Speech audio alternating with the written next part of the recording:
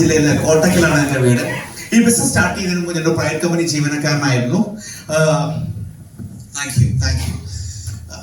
ഒരു private company ജീവനക്കാരനായിരിക്കുമ്പോൾ എന്നെ ഒരു സുഹൃത്താണ് ഈ ബിസിനസ് ഓപ്പർച്യൂണിറ്റി പരിചയപ്പെടുത്തുന്നത്. നിങ്ങൾ വളരെ ഭാഗ്യവാന്മാരാണ്. കാരണം എന്തുകൊണ്ടെന്ന് വെച്ചാൽ ഇന്ന് നിങ്ങൾ പ്രോഗ്രാം കാണുന്ന സമയത്ത് നല്ല PPT, നല്ല AC ഹാള്, പ്രൊഡക്റ്റ് എല്ലാം ഇവിടെ ഡിസ്പ്ലേ വെച്ചിട്ടുണ്ട്. വരുമാനം വാങ്ങിയ ഒരുപാട് പേരുണ്ട്. അതിലും മനോഹരമായിട്ട് വളരെ ഏതൊരു കുട്ടിക്കും മനസ്സിലാവുന്ന രീതിയിൽ വളരെ മനോഹരമായിട്ട് ഈ VOP നിങ്ങൾക്ക് മണികണ്ഠൻ സാർ എടുത്തു തരുകയും ചെയ്തു. കേട്ടല്ലേ? മണികണ്ഠൻ സാർ നല്ലൊരു പേര് കൊടുത്തേക്കാം. കിട്ടിയ ആളല്ല. എന്നെ വിളിച്ചു, എന്റെ സുഹൃത്ത് വിളിച്ചു, കോയമ്പത്തൂരിലേക്ക് വരാൻ പറഞ്ഞു. ഒരു കോഫി ഷോപ്പിൽ ഇരുന്നു, ഒരു ടേബിളിന്റെ അപ്പുറം അപ്പുറവും ഒരു വൈറ്റ് പേപ്പറിൽ വട്ടം വരച്ചുകൊണ്ടാണ് എന്നെ ഈ ബിസിനസ് ഓപ്പർച്യൂണിറ്റി ആദ്യമായിട്ട് എന്റെ സുഹൃത്ത് പരിചയപ്പെടുത്തുന്നത്. സുഹൃത്തിന്റെ വിശ്വാസമായതുകൊണ്ട് അദ്ദേഹം എന്റെ ഒരു ബ്രദറിനെ, എന്താ പറയാ, ഒരു സഹോദര തുല്യനാണ് അദ്ദേഹം. അപ്പോൾ അദ്ദേഹത്തിന്റെ മുകളിലെ വിശ്വാസം കൊണ്ടാണ് ഞാൻ ആദ്യമായിട്ട് ഈ ബിസിനസ്സിലേക്ക് വരുന്നത്. ഇന്ന് ഞാൻ വിശ്വസിക്കുന്നു, എന്റെ ജീവിതത്തിൽ ഞാൻ എന്തെങ്കിലും നേടിയിട്ടുണ്ടെങ്കിൽ, ഞാൻ എന്തെങ്കിലും അച്ചീവ് ചെയ്തിട്ടുണ്ടെങ്കിൽ അതിന് കാരണം അന്ന് ഞാൻ ആ സുഹൃത്തിനെ വിളിച്ചപ്പോൾ ചെല്ലാൻ തയ്യാറായി. അദ്ദേഹം പറഞ്ഞ ആ ബിസിനസ് ഓപ്പർച്യൂണിറ്റി ഒരു തുറന്ന മനസ്സോടുകൂടി കേൾക്കാൻ തയ്യാറായി, അത് സ്വീകരിക്കാൻ തയ്യാറായി എന്നുള്ളത് മാത്രമാണ് എന്റെ ജീവിതത്തിൽ ഇത്രയും മാറ്റങ്ങൾ കൊണ്ടുവന്ന എന്റെ പ്രിയ സുഹൃത്ത്, എന്റെ സ്പോൺസർ സുജിത് ഖാൻ സാറുള്ള നന്ദി ഞാൻ ഇവിടെ ആദ്യം അറിയിക്കുന്നു. കാരണം പറയാതെ ഏറ്റവും വലിയ തെറ്റോ, കാരണം അന്നൊരു സെയിൽസ് എക്സിക്യൂട്ടീവായി വിക്ടർ GXൽ നടന്ന ഓംപ്രകാശ് ഇന്ന് BMW നടക്കുന്നുണ്ടെങ്കിൽ അദ്ദേഹമാണ് കാരണം. അപ്പൊ എന്താ ഈ ഓപ്പർച്യൂണിറ്റി നമ്മൾ കേട്ടൂല്ലേ? ഇതല്ലാതെ നമ്മൾ വേറെ എന്താ ചെയ്യുക അല്ലെ? ഇവിടെ ഇരിക്കുന്ന നിങ്ങൾ ഏത് മേഖല വർക്ക് ചെയ്യുന്നവരാണെന്ന് എനിക്കറിയാം. ഇവിടെ ബിസിനസ് ചെയ്യുന്നവരുണ്ടാവും, ജോലി ചെയ്യുന്നവരുണ്ടാവും, കൃഷി ചെയ്യുന്നവരുണ്ടാവും, അല്ലെങ്കിൽ NRIs ഉണ്ടാവും. നമ്മൾ ഒരു നിമിഷം നമ്മളെ കുറിച്ച് ഒന്ന് ചിന്തിക്കുക. നമ്മളൊക്കെ നന്നായിട്ട് പണിയെടുക്കുന്നുണ്ട്. 10-12 വർഷമായിട്ട് 10-15 മണിക്കൂർ കുടുംബം നോക്കാതെ, കുട്ടികളെ നോക്കാതെ നമ്മളൊക്കെ പണിയെടുക്കുന്നുണ്ട്. എന്നാൽ നമ്മൾ ഇത്ര കഠിനാധ്വാനം ചെയ്തിട്ടും നമ്മൾ ആഗ്രഹിച്ച രീതിയിൽ ജീവിക്കാൻ നമുക്ക് സാധിക്കുന്നുണ്ടോ എന്നൊരു ചോദ്യം ഇന്ന് നിങ്ങൾ നിങ്ങളോട് സ്വയം ചോദിക്കണം.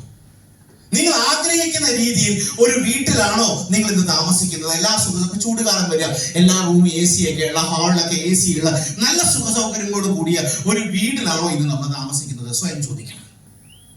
ഞാൻ ആഗ്രഹിക്കുന്ന രീതിയിൽ ഇന്നിങ്ങനെ നിങ്ങൾ ഇങ്ങോട്ട് എങ്ങനെ വന്നത് എനിക്കറിയില്ല. നമ്മൾ ആഗ്രഹിക്കുന്ന രീതിയിലുള്ള ഒരു വാഹനമാണോ നമ്മൾ ഇന്ന് ഉപയോഗിക്കുന്നത്? നമ്മൾ നമ്മളോട് സ്വയം ചോദിക്കണം. നമ്മുടെ കുട്ടികൾക്ക് ഇന്ന് ഈ നാട്ടിൽ കിട്ടുന്ന നല്ല വിദ്യാഭ്യാസം കൊടുക്കാൻ നമുക്ക് സാധിക്കുന്നുണ്ടോ? നമ്മളൊരു നിമിഷം ചിന്തിക്കണം. നമ്മുടെ അച്ഛനും അമ്മയും നമ്മളെക്കാൾ അല്ലെ, അവരുടെ ജീവിതത്തിനേക്കാൾ കൂടുതൽ നമ്മളെ സ്നേഹിച്ചവരാ. ഒരു യുവത്വം മുഴുവൻ നമുക്ക് വേണ്ടി ദാനം ചെയ്തവരാ. സന്തോഷങ്ങളെ മാറ്റിവെച്ച് നമുക്ക് വേണ്ടി ജീവിച്ചവരാ. അവസാന കാലത്ത് അവരാഗ്രഹിച്ചതുപോലെ നല്ല ട്രീറ്റ്മെന്റ് കൊടുത്ത് നല്ല ജീവിതം കൊടുക്കാൻ നമുക്ക് സാധിക്കുന്നുണ്ടോ? നമ്മൾ ചിന്തിക്കണം.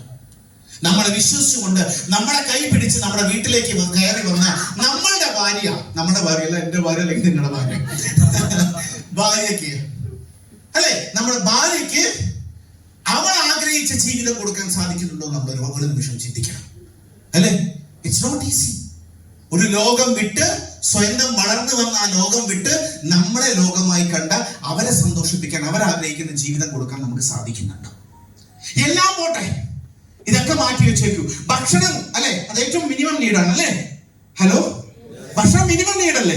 നമ്മൾ ഭക്ഷണത്തിന് വേണ്ടി നമ്മൾ പ്രൊഡക്റ്റുകൾ സെലക്ട് ചെയ്യുന്ന സമയത്ത് പാക്കറ്റിന്റെ മുകളിൽ പ്രൈസ് നോക്കാതെ ക്വാളിറ്റി നോക്കി എന്റെ കുടുംബത്തിന് കഴിക്കാനുള്ള ഭക്ഷണമാണ്, അത് നല്ല ക്വാളിറ്റി ഉള്ളതാവണം എന്ന് ചിന്തിച്ചുകൊണ്ട് പർച്ചേസ് ചെയ്യാൻ എത്ര പേർക്ക് സാധിക്കുന്നുണ്ട്?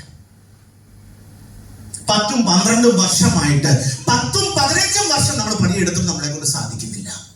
നമ്മുടെയൊക്കെ ജീവിതത്തിന്റെ ഗ്രാഫ് എടുത്ത് നോക്കിയാൽ, ഞാനല്ല പറയുന്നത്, റിസർവ് ബാങ്ക് ഓഫ് ഇന്ത്യയാണ് പറയുന്നത്, കോവിഡിന് ശേഷം 70% ആളുകൾക്കും റിസർവ് ഫണ്ട് ഇല്ല എന്നാണ് പറയുന്നത്.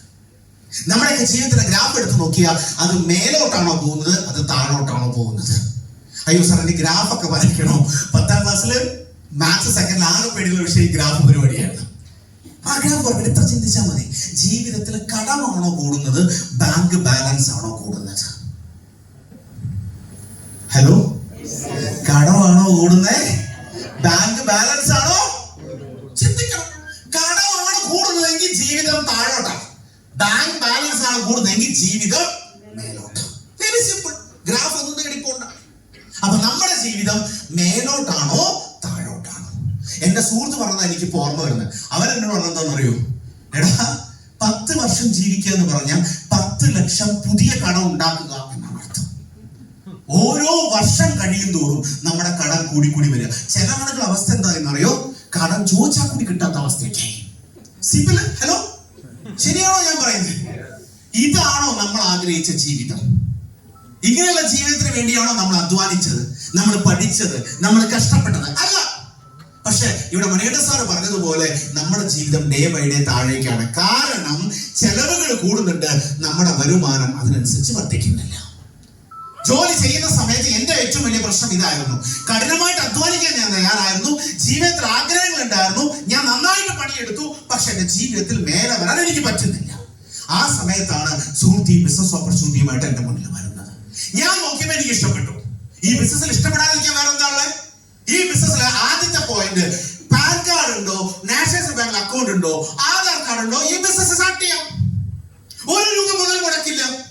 പണം മുടക്കാതെ ലോകത്ത് സ്റ്റാർട്ട് ചെയ്യാൻ പറ്റുന്ന ഒരേ ഒരു ബിസിനസ്സാണ്. പണം മുടക്കാതെ ബിസിനസ് സ്റ്റാർട്ട് ചെയ്യുന്നു എന്ന് പറഞ്ഞാൽ നഷ്ടം വരാത്ത ബിസിനസ്. പിന്നെന്താ ചിന്തിക്കാനുള്ള? ഒന്നും ചിന്തിക്കാനില്ല. നഷ്ടമില്ലാത്ത ബിസിനസ്.